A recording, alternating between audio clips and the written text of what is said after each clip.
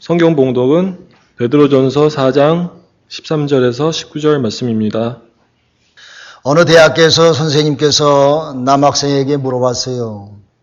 내 꿈이 뭐냐?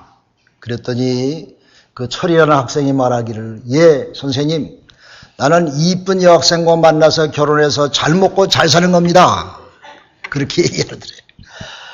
그래서 그 옆에 있는 영자한테 물어봤어요. 영자야, 너는 꿈이 뭐냐? 그랬더니 영자가 대답하기를, 예, 선생님, 저는 현모양처가 되는 것이 꿈입니다. 그러대요. 그래서 그 옆에 있는 영석이한테 물어봤어요. 내 꿈은 뭐냐? 그랬더니, 예, 선생님, 우리 영자의 꿈이 이루어지도록 옆에서 돕겠습니다. 그러더래요. 우리의 꿈이 무엇입니까? 우리는 무엇을 위하여 살아야 됩니까?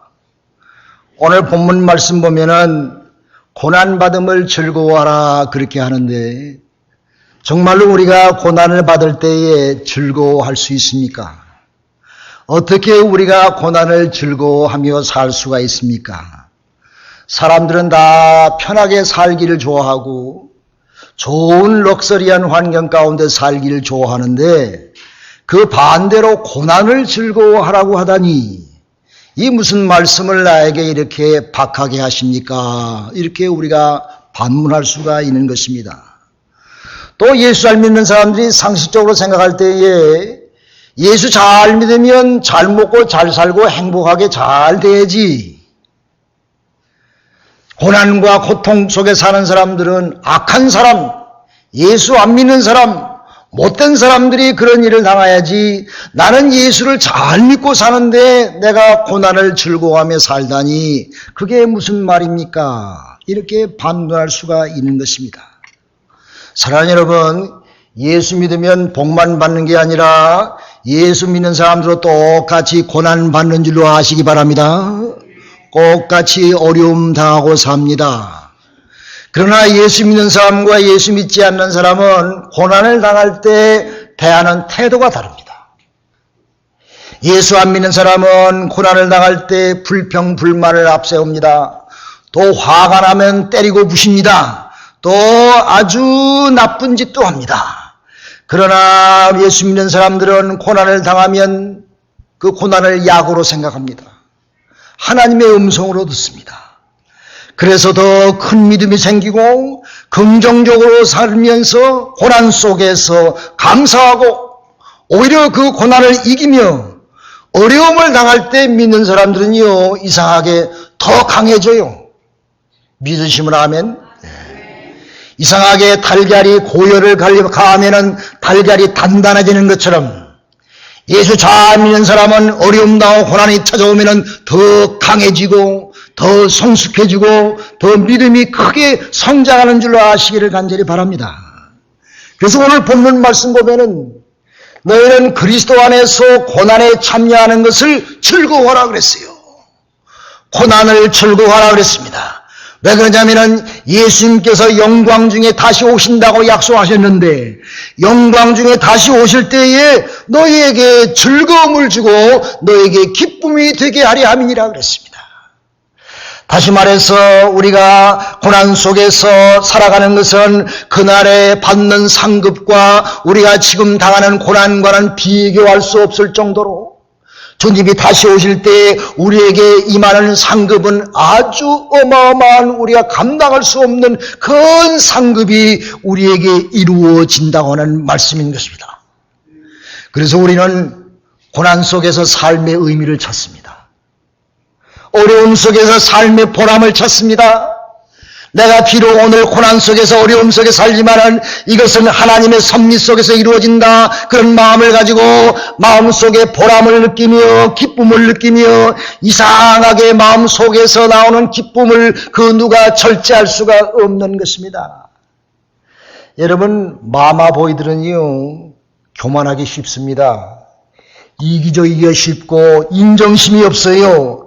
자기가 남을 쉽게 업신여기면서 그렇게 살다가 결국은 자기 인생을 실패자로 그렇게 낙인 찍힐 수밖에 없는 것입니다.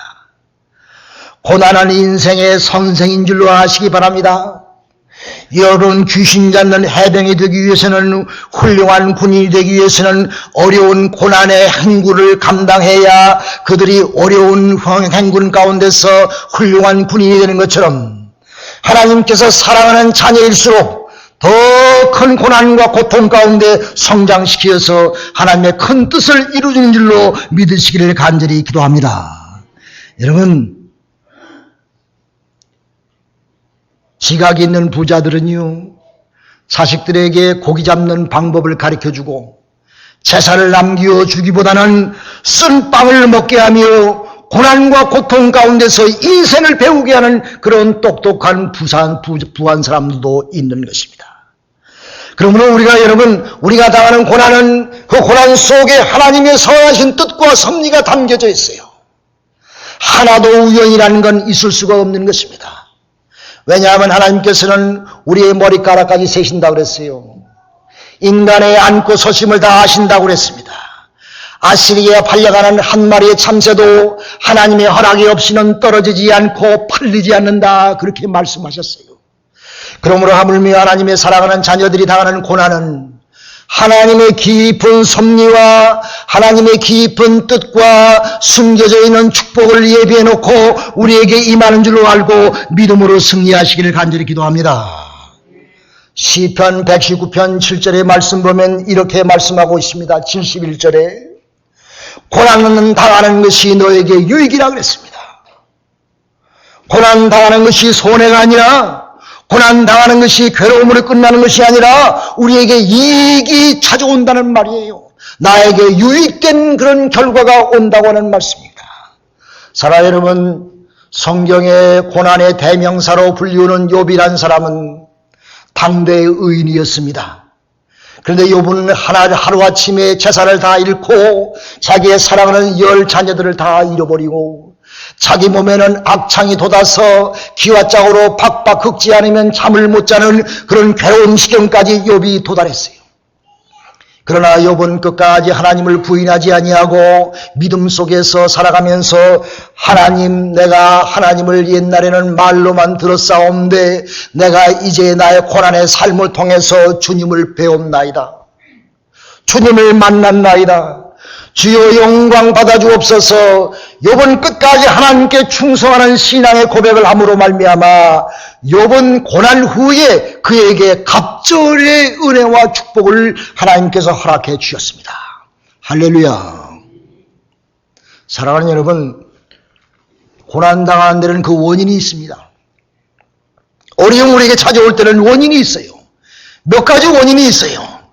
근데 그 중에 첫 번째 원인은 우리가 죄를 범해서 다가오는 고난입니다. 내가 죄를 범해서, 내가 잘못해서 내가 당하는 고난과 고통입니다. 그런데 그런 때는 우리가 하나님 앞에 즉시 회개하면 돼요. 하나님, 내가 잘못했습니다. 나를 용서해 주옵소서.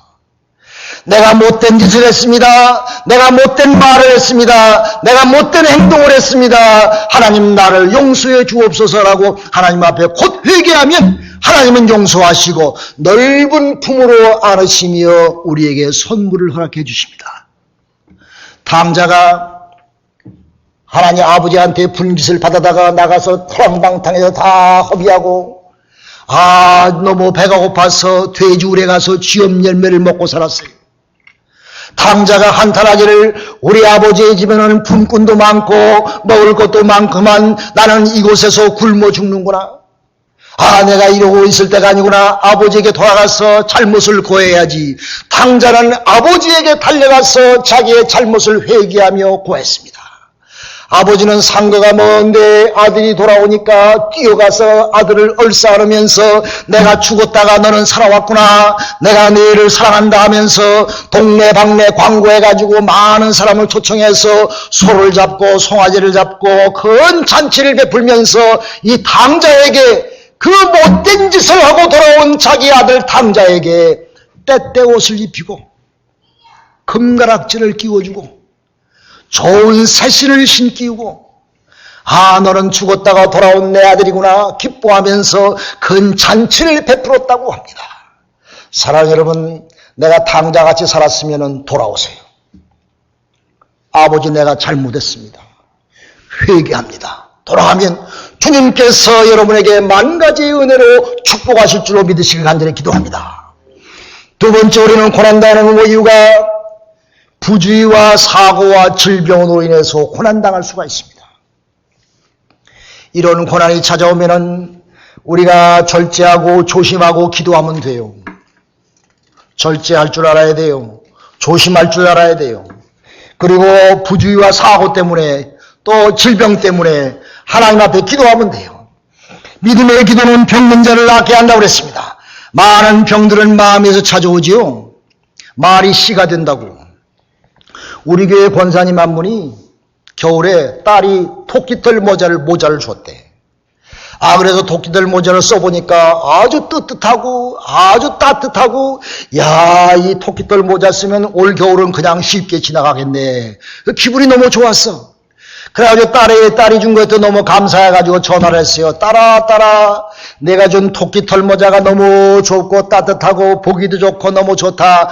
고맙다. 그랬더니 딸이 하는 말이, 엄마 좋아하니까 참 나도 좋네. 그런데 엄마, 토끼털 머리에 털에 알레르기가 있는 사람들이 있대. 그 말을 들었는데 이 어머니의 귀가 버뜩하더래. 그 말 듣고 보니까 자기 쓰고 있는 토끼털 모자의 머릿속에 머리털이 간질간질하더래. 괜찮았었는데 갑자기 간질간질하더래. 시간이 가면 갈수록 더 간지럽더래요. 그래서 확 집어 던져버렸대. 그 좋았던 토끼털 머리 모자가 갑자기 그냥 간질간질해졌단 말이에요. 사랑하는 여러분, 모든 질병은 마음에서 찾아오는지 아시기 바랍니다. 우리가 마음으로 하나님께 주님 믿음으로 확신하고 하나님께 기도하며 확신 속에 있으면 모든 병만은 다 물러갈 줄로 믿습니다. 하나님 앞에 간구하세요. 믿음으로 간구하세요. 하나님 앞에 매달리고 간구하면 우리의 육신의 모든 병마도 믿음 가운데 다 물러갈 줄로 믿으시기를 간절히 기도합니다. 염려하지 말고 기도하세요. 세 번째, 왜 우리의 고난이 찾아옵니까? 우리가 의롭게 살려고 하니까 고난에 찾을 수가 있어요. 세상과 짜가지 않고 정직하게 살려고 하니까 고난과 어려움이 찾아올 수가 있습니다. 성수주의를 하려다 보니까, 믿음 생활을 하다 보니까 내가 여러 가지 모습으로 세상과 등지고 살아야 되고, 짝하지 말고 말씀 가운데 순종하고 살다 보니까 내 삶에 어려움이 닥칠 수가 있습니다. 교회에서 충성하고 교회 헌신 봉사하고 좋은 일 좀 하려고 하니까 괜히 이상한 소리 듣게 되고 마음에 괴로움 당할 때가 있습니다.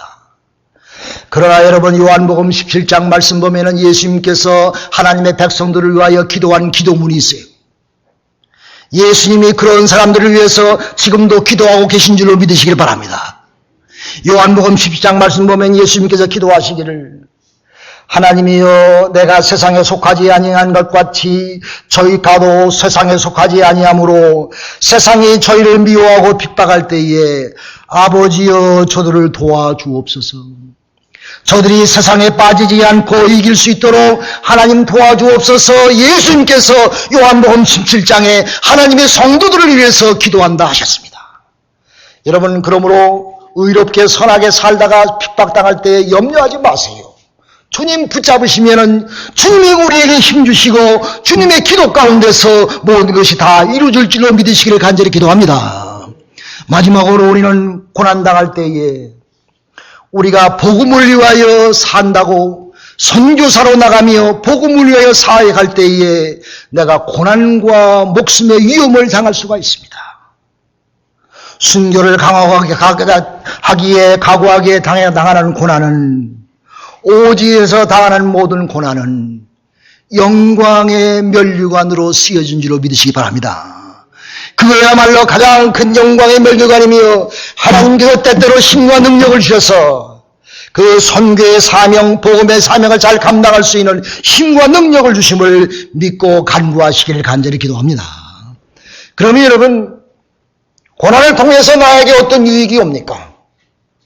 그런 여러 가지 면 때문에 우리에게 고난이 찾아오는데, 고난을 즐거워하라 그러는데 왜 즐거워해야 됩니까? 어떤 유익이 나에게 찾아옵니까? 고난을 찾아오면은 첫째, 우리는 하나님 앞에 기도하게 됩니다. 고난은 기도의 선생입니다. 질병 때문에 기도하게 되고 내 죄악 때문에 기도하게 되며 내 인생의 문제 때문에 기도하게 되고 너무 잘 되면 기도하지 않지요. 그러므로 우리가 늘 기도하는 그런 기도의 자세로 하나님 기루시기 위해서 우리에게 고난을 허락하실 때가 있습니다. 우리 교회 어느 권사님이 집에 기도의 제단을 쌓아놓고 아들을 위하여 가정을 위하여 맨날 예배 보았대. 우리 아들이 참 어려운 가운데 있습니다. 하나님 내 아들을 행복하게 하시고 그 가정을 돌려주시며 잘 되게 해주옵소서라고 방 한 구석에 기도처를 마련해놓고 매일매일 그 아들을 위해서 예배드렸대. 근데 어느 날 갑자기 그 아들이 그동안 헤어져 있던 부인과 함께 아이와 함께 그 어머니 집에 찾아왔어요. 할렐루야. 어머니는 깜짝 놀랐습니다. 이게 웬일이냐. 어머니 용서하세요. 그동안 잘못되어 헤어졌다가 이제 주님의 은혜로 합치고 다시 행복하게 살기로 마음에 다짐하고 어머니에게 소식 전하러 찾아왔습니다. 할렐루야. 어머니가 얼마나 기분이 좋은지 내가 하나님 앞에 기도한 거 하나님 들어응답하셨구나. 그래가지고 어머니 너무 기분이 좋아가지고 집에 있는 거 좋은 거 다 싸줘서 다 며느리한테 줬대. 며느리가 입이 이렇게 찢어가지고 아이고 고마워. 어머니와 아들과 며느리가 부둥켜 안고 울며 기도하며 감사하고 기뻐했다고 하는 그런 아름다운 이야기가 우리 교회에 소속되어 있는 권사님의 가정에서 일어났어요. 할렐루야. 할렐루야. 복음을 위하여 살기 때문에 기도하기 때문에 우리는 크게 은혜 가운데서 승리하게 되는 것입니다. 고난을 통해서 나에게 오는 유익은 하나님의 뜻을 분별하게 됩니다. 시편 119편 67절 반 말씀 보면은 고난 당하기 전에 내가 그릇 행하였더니 이제 주의 윤리를 알게 되었나이다. 그렇게 노래했어요.